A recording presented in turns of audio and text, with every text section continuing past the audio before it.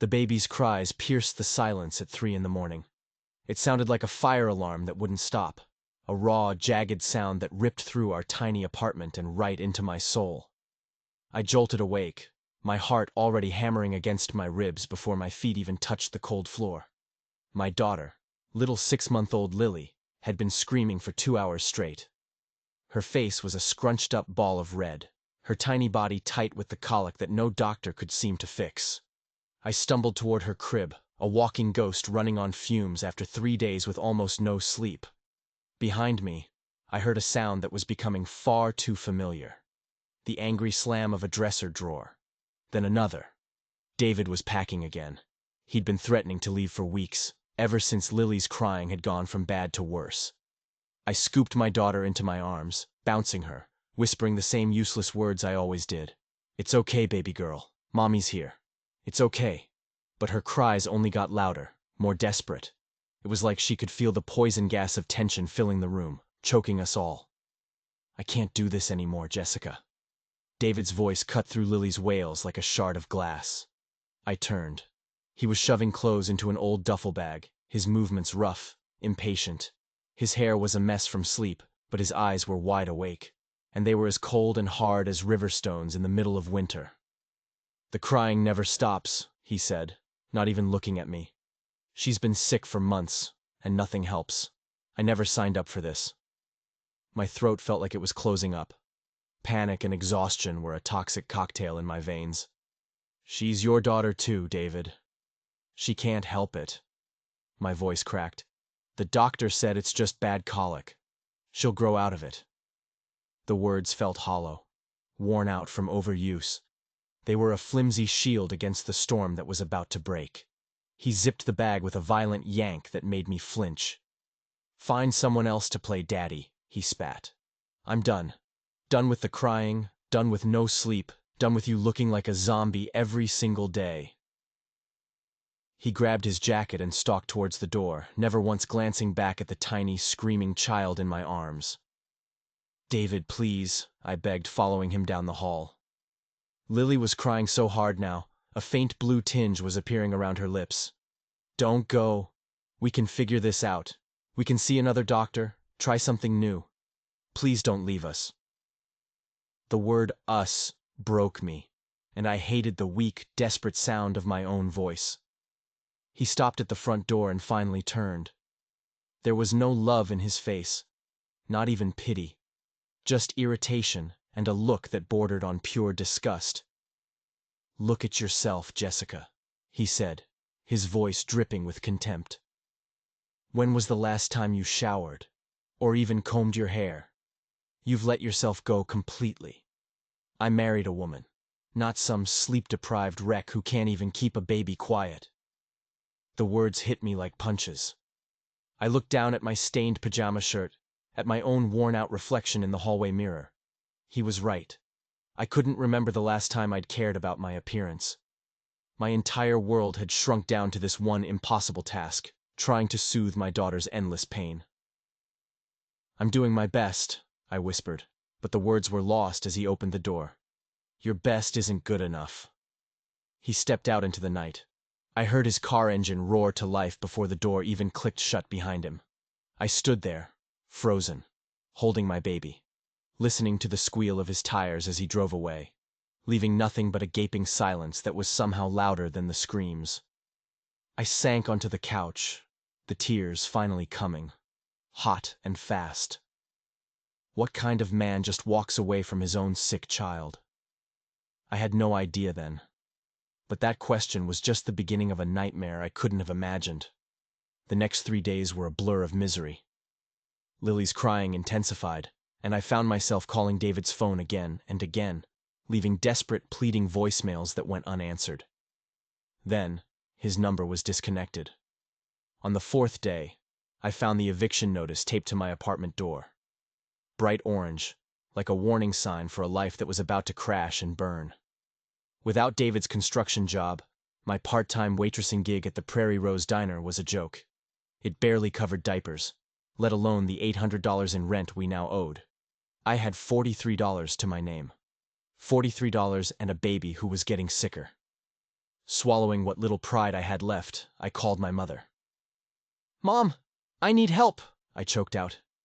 "David left. Lily's still sick. I'm going to be evicted." The silence on the other end of the line was long and heavy. When she finally spoke, her voice was arctic. "I told you not to marry that boy, Jessica. I told you he was no good. You made your bed. Now you can lie in it." The line went dead. That was it. I was completely and utterly alone. That afternoon, Lily started having trouble breathing. Her cries became weak, gasping sounds. I bundled her into my beat-up Honda and sped to the emergency room, my heart a cold knot of terror in my chest.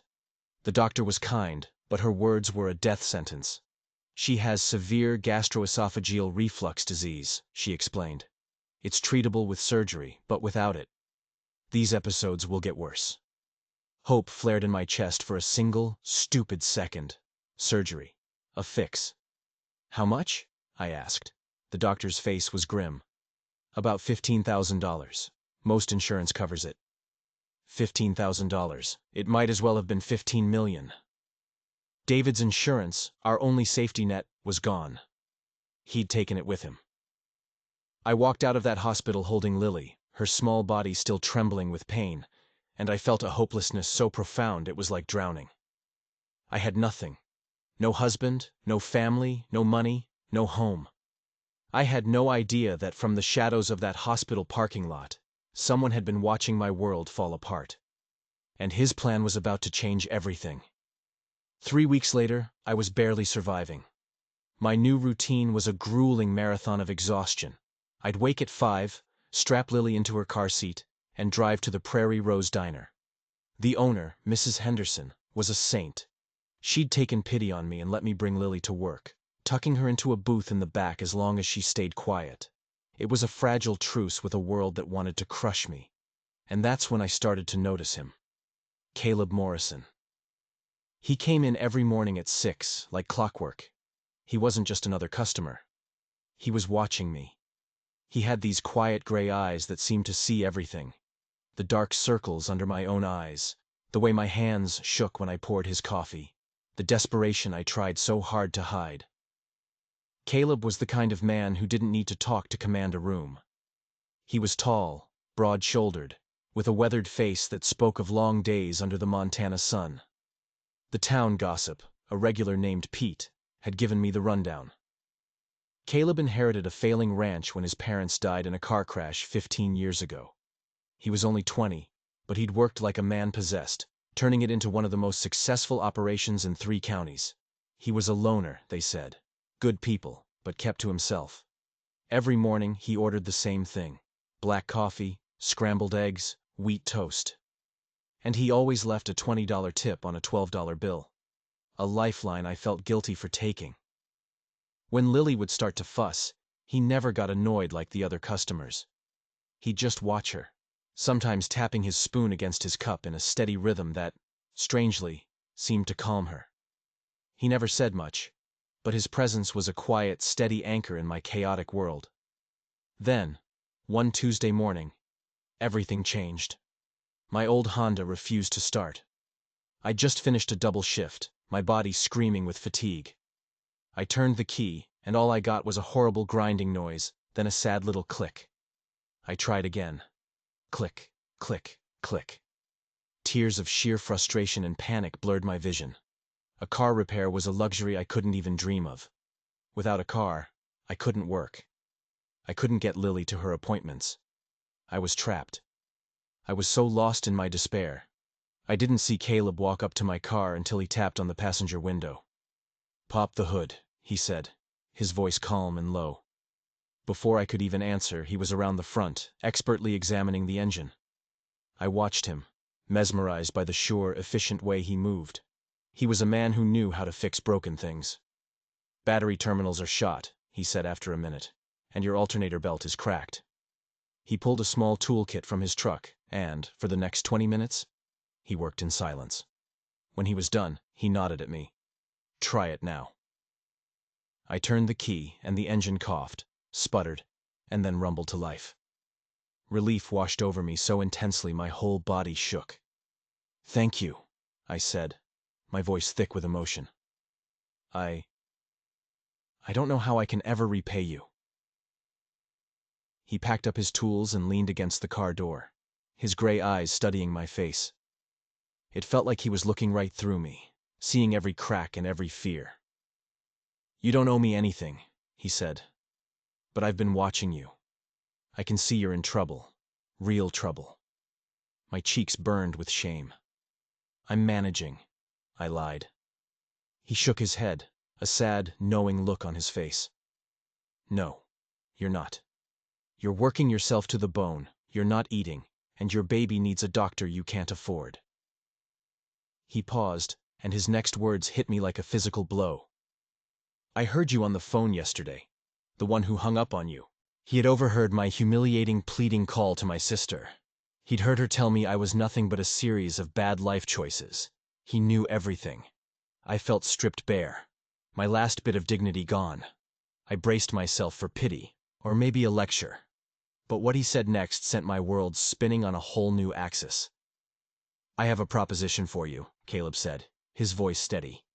You need help, and I need a wife.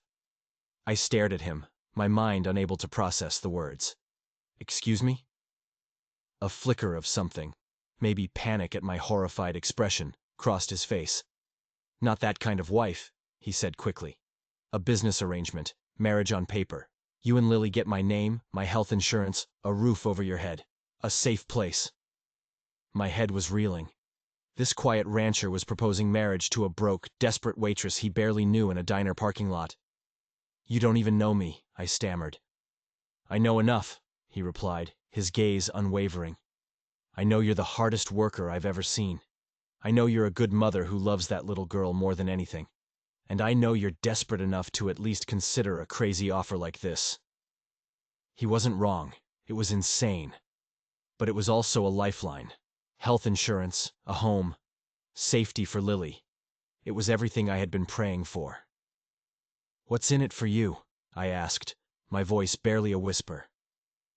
Caleb looked away then, out towards the distant mountains, and for a fleeting moment I saw a profound loneliness in his eyes. A loneliness that felt strangely familiar. I get a reason to come home at night, he said quietly. Someone to share that big, empty house with. Maybe someone to talk to besides my cattle. He turned back to me, and his voice softened. And maybe I get to help raise a little girl who deserves a father, since her real one was fool enough to walk away. The kindness in his voice, the way he spoke about Lily, made my throat ache. This is crazy, I whispered. Yeah, he agreed, a faint smile touching his lips. But crazy might be exactly what you need right now. Think about it. If the answer is yes, meet me at the courthouse tomorrow morning, 10 o'clock. If it's no, I'll still get your car fixed, and we never have to talk about this again. He walked back to his truck and drove away, leaving me in my rumbling car with a sleeping baby and an impossible choice.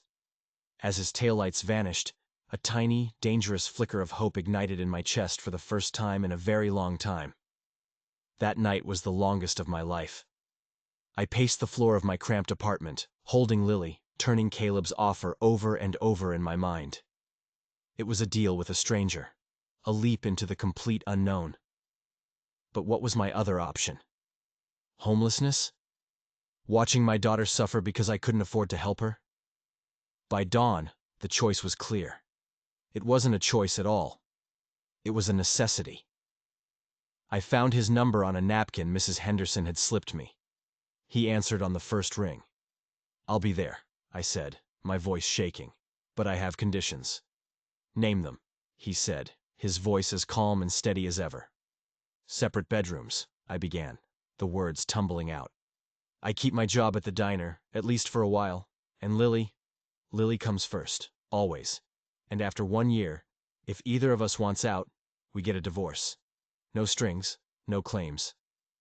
It was my flimsy attempt to build a wall around my heart, to protect myself from being abandoned again. Agreed, he said without a moment's hesitation. I'll bring the insurance paperwork. We can get it filed today. Get Lily scheduled for her surgery as soon as possible. 3 hours later, I was standing in a sterile courthouse office, wearing my only clean dress, holding my daughter. Caleb stood beside me, not too close, speaking quietly with the justice of the peace. Mrs. Henderson was there as my witness, her eyes full of a strange mixture of worry and pride. The whole thing was over in less than 10 minutes, a blur of legal words and signatures on a piece of paper. When the judge said, "You may kiss the bride," Caleb simply extended his hand and shook mine.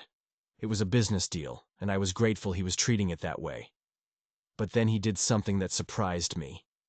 He pulled a small velvet box from his pocket. "Every wife should have a ring," he said, opening it to reveal a simple plain gold band, just to make it look legitimate. He slipped it onto my finger. It fit perfectly. The drive to his ranch felt like a journey to another planet. We drove through rolling green hills under a vast Montana sky. I'd lived in this state for 2 years, but I'd never seen this part of it. It was beautiful and terrifying. Lily slept in a brand new car seat Caleb had already installed in his truck. Of course he had. The man seemed to think of everything. His house was magnificent. A large 2-story home made of stone and timber that looked like it had grown right out of the hillside it sat on. It was the kind of home people dreamed of. As he carried my single suitcase up the steps, I felt a pang of shame. Everything Lily and I owned in the world fit into 2 bags. "My father built this place," he said, unlocking a heavy wooden door. "Always figured a family would fill it up someday." The inside was spotless, but it felt empty. It was a house, not a home. The furniture was sturdy and practical. The walls were bare. It was a place where someone lived, but it wasn't a place that was loved. It was waiting for a life to begin inside of it. He showed me to a large bedroom on the 1st floor. "This will be yours," he said. It connected to a smaller room. "I bought some things yesterday," he said, gesturing inside. My breath caught in my throat. He had turned it into a nursery. A beautiful new crib, a changing table, a rocking chair. All of it high quality and expensive. In just 24 hours, this stranger had done more for my daughter than her own father ever had. Tears pricked my eyes. "This is perfect," I managed to say. "You didn't have to do this." He just looked at me with those steady gray eyes. "Yes, I did. If she's going to live here, she deserves a proper room." But as I looked around the pristine nursery, a strange chill went down my spine. It was almost too perfect, as if it had been set up before, waiting for someone. I pushed the thought away. It was just kindness, I told myself. Nothing more.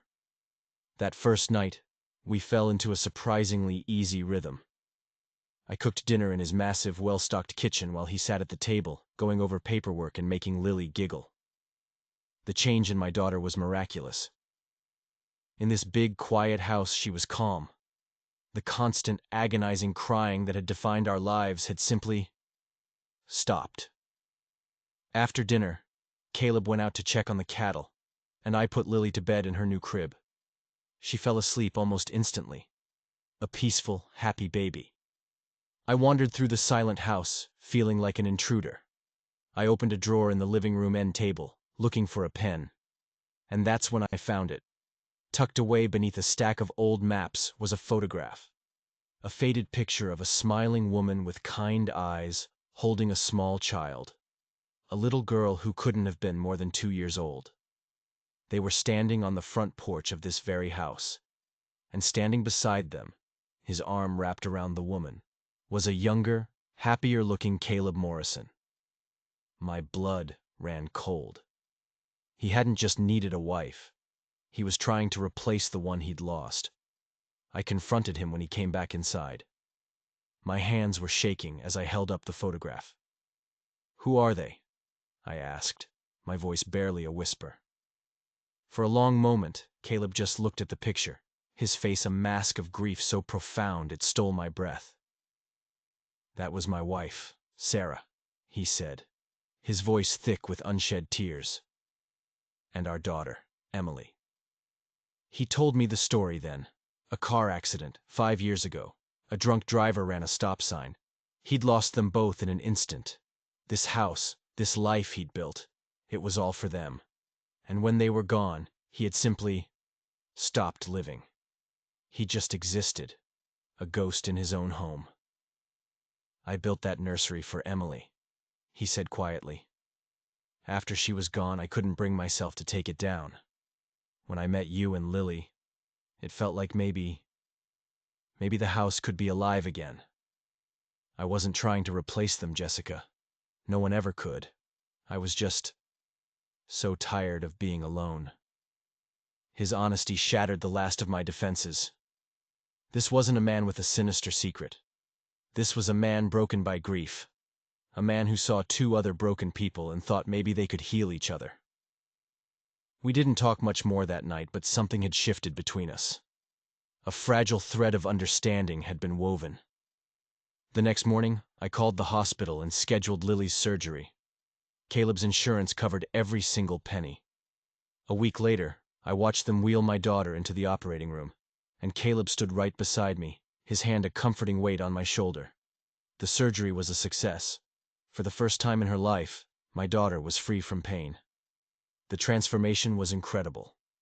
She became a happy, bubbly, curious little girl. She learned to crawl on the warm wooden floors of Caleb's house. She said her first word, Dada, while reaching for him. And as the months passed, our strange business arrangement began to feel less like a business and more like a family. Caleb started coming home for lunch. We'd sit at the kitchen table and talk for hours. I kept my job at the diner, not because I needed the money anymore, but because I liked it. I liked the people, the routine. It felt like my own little piece of the world. The town had accepted me as Caleb's wife without question. They were just happy to see the lonely rancher smile again. One evening, Caleb came in from the barn with a nasty gash on his arm from a piece of barbed wire. Without thinking, I rushed to him, grabbing his arm, cleaning the wound, bandaging it with a gentle touch. He stood there, watching my face, and when I looked up, his gray eyes were full of an emotion that made my heart skip a beat. We were standing so close, I could feel the heat from his body. I thought he was going to kiss me. I think I wanted him to. But then Lily cried out from her playpen, and the moment was broken. That night, lying in my own bed, I couldn't stop thinking about it. This wasn't supposed to happen. I wasn't supposed to fall for my landlord, my benefactor, my husband on paper. But I was. A few nights later, we were sitting in the living room. Caleb looked up from his book. "Jessica," he said, his voice serious. "We need to talk about this. About us." My heart hammered in my chest. "This doesn't feel like an arrangement anymore," he said. "Not for me. And I need to know if I'm just imagining things." I looked at this good, kind man who had saved me and my daughter. I thought about David, the man who had run away. And then I looked at Caleb, the man who had run toward us. "I feel it too," I whispered. A slow smile spread across his face, a smile of pure, unadulterated joy. It felt like the beginning of something real, something beautiful. But just when I allowed myself to believe in a happy ending, my past came roaring back up the driveway, ready to destroy everything. I was hanging laundry on the line behind the house, the sun warm on my back, when I saw it. A dusty blue pickup truck, rattling its way up our long gravel drive. My blood turned to ice in my veins. I knew that truck. And I knew the man behind the wheel. David. He looked exactly the same, arrogant, angry, and out for trouble. I scrambled to get inside, my heart pounding, but it was too late. "Jessica!" he yelled, slamming the truck door. "We need to talk." Caleb appeared at the back door before I could even reach it, his face a thundercloud. He'd seen the truck from the window. He moved to stand in front of me, a solid, protective wall between me and the man who had shattered my world. "You must be the new husband," David sneered, swaggering onto the porch. "Heard you found yourself a rich cowboy to solve your problems. Smart move." "What do you want, David?" I asked, my voice shaking. Lily was inside, playing in her high chair, oblivious. David pushed past Caleb and stormed into our kitchen, his eyes scanning the comfortable, warm room with undisguised jealousy. "I want to see my daughter," he announced. I have rights. You can't just run off and marry some stranger and keep my kid from me. Caleb stepped towards him, his voice dangerously low. You gave up your rights when you abandoned a sick baby and her mother with nothing. She's my blood, David shot back, his voice rising. No judge is gonna let some rancher play daddy to my little girl. A cold dread filled me. We had never legally terminated his parental rights. I couldn't afford a lawyer back then. Legally, David still had a claim. You don't want to be a father, I said, finding my voice. You couldn't handle it then, and you can't handle it now. You will not disrupt her life again. David let out a harsh, ugly laugh. Oh, I've been talking to a lawyer, Jesse. A good one. Turns out, I have a pretty strong case. Parental alienation, all that good stuff.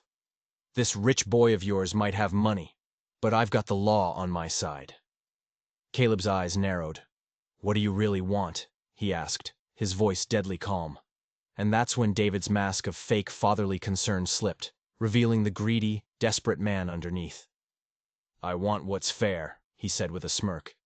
You land on your feet with a millionaire. I think I deserve a little compensation for the kid I gave you. $50,000, cash, and I'll sign away my rights, disappear for good. Otherwise, I'll see you in court, and I will get my daughter back. He wasn't here for Lily. He was here to blackmail us. He was using our daughter, his own daughter, as a pawn to extort money. Get out, Caleb said, his voice so full of cold fury it made me shiver. Get off my land and stay away from my family. David's face turned purple with rage. Your family? She's not your family. That's my kid, and that woman is just using you for your money. You really think she cares about you? You're a meal ticket, pal. Nothing more. The words were poison darts, aimed straight at the heart of our fragile new life.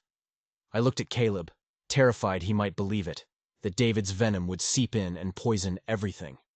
But Caleb didn't even look at David. He looked at me, and in his steady gray eyes, I saw no doubt, only strength. Lily is my daughter in every way that matters, Caleb said, his voice ringing with conviction. And Jessica is my wife.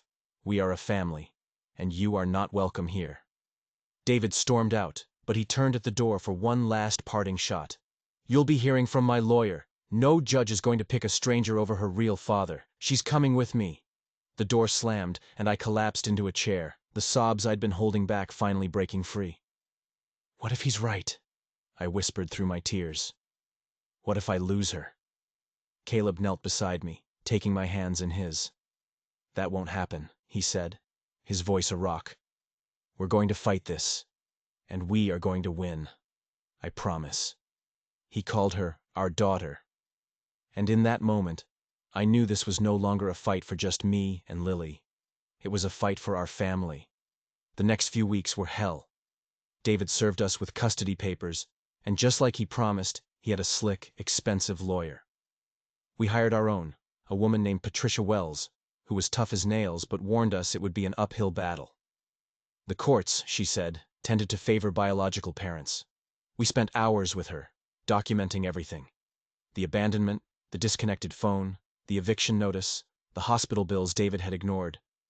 Caleb paid for everything, never once complaining. His quiet strength, the only thing holding me together. But the stress was eating me alive. I couldn't sleep. I couldn't eat.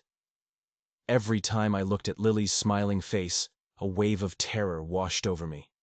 The thought of David taking her, of her being torn away from the only stable, loving home she'd ever known. It was unbearable. David's lawyer started playing dirty. They subpoenaed my work records from the diner, trying to paint me as an unstable, transient worker.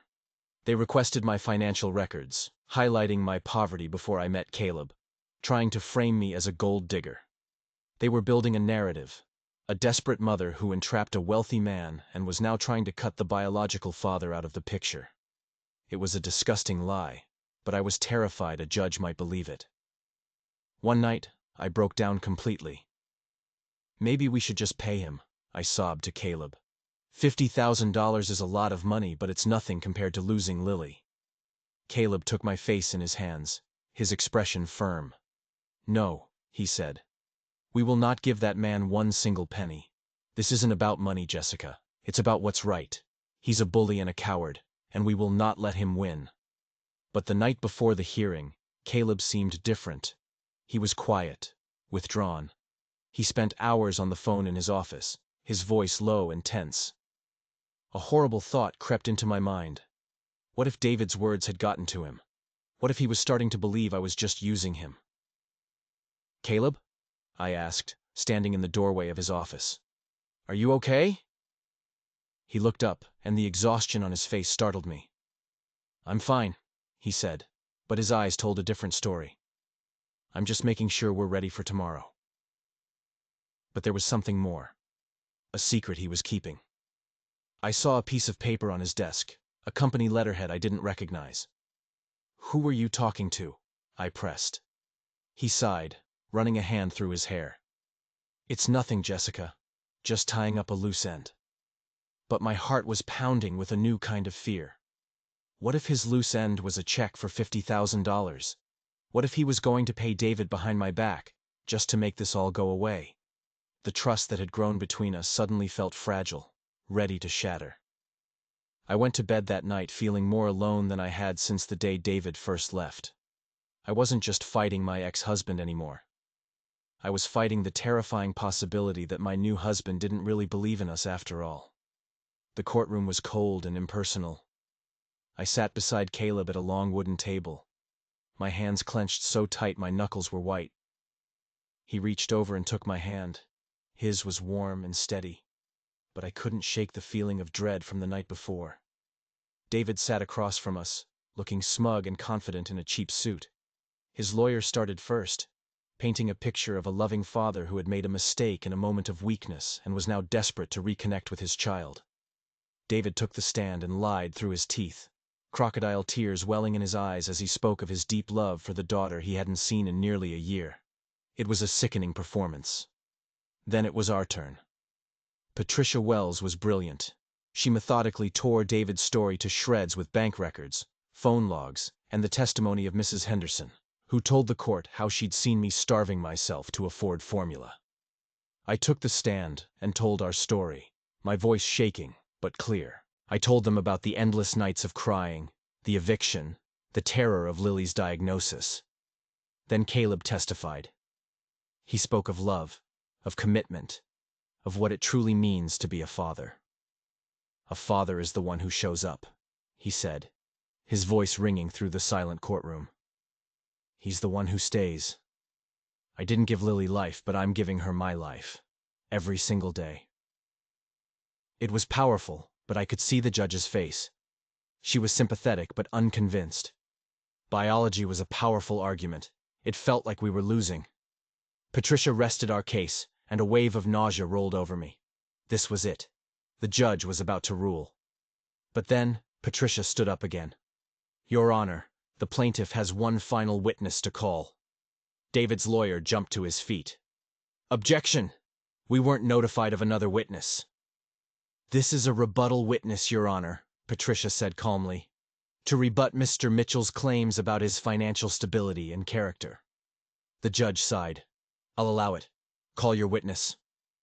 The back door of the courtroom opened and a woman walked in, an older woman with tired eyes and graying hair. David's face went completely white. It was his own mother. She took the stand, refusing to look at her son. In a quiet, heartbroken voice, she destroyed him. She produced bank statements showing that during the very months David claimed he was too broke to help us, he had been wiring money to a bookie in another state. Thousands of dollars. She told the court about his history of running from responsibility, of his cruelty, of the phone call where he'd bragged to her about finding a rich sucker to shake down for cash. It was devastating, but that wasn't the biggest shock. Patricia's final question was the kill shot. "Ma'am, where does your son work now?" David's mother looked at the judge. "He doesn't. He was fired 2 weeks ago, for stealing." "And what company did he work for?" Patricia asked. My heart stopped. I knew, somehow, what the answer was going to be. "Morrison Construction," she said softly. "A smaller company owned by Caleb Morrison." A collective gasp went through the courtroom. The loose end Caleb had been tying up. He hadn't been writing a check to David. He had been investigating him. He'd discovered David had gotten a job at one of his own subsidiary companies and was embezzling funds. Caleb had orchestrated the entire thing, exposing David not just as a deadbeat father, but as a criminal. He had played a long game, a brilliant, ruthless game to protect his family. The judge's gavel came down like a thunderclap. David's parental rights were terminated, permanently, and Caleb's petition to legally adopt Lily was approved on the spot. We had won. As we walked out of the courthouse, Lily in Caleb's arms, I looked at my husband, my real husband, and saw him for who he truly was. Not just a kind man, but a fierce protector, who would move heaven and earth for the people he loved. 3 months later, we stood in our living room, surrounded by friends. The same room that had once felt so big and empty was now filled with warmth and laughter. I was wearing a simple white dress, and Caleb was in the same suit he'd worn to court, but this time his face was relaxed, his smile genuine. We said our vows again, but this time they weren't part of a business deal. This time, they were a promise, from the heart. Lily, now a confident toddler, acted as our flower girl, toddling around and charming everyone. Later that evening, after the last guest had gone home, we sat on the front porch swing, watching the sunset paint the Montana sky in shades of orange and purple. Lily was asleep upstairs, safe in her bed, in her home. Legally, officially, and forever our daughter. No regrets? Caleb asked, his arm wrapped tight around me. I thought about the desperate, terrified woman I had been just a year ago. Then I thought about the life we had built. A life forged in crisis, but tempered into something strong and beautiful. None at all, I said, leaning my head on his shoulder.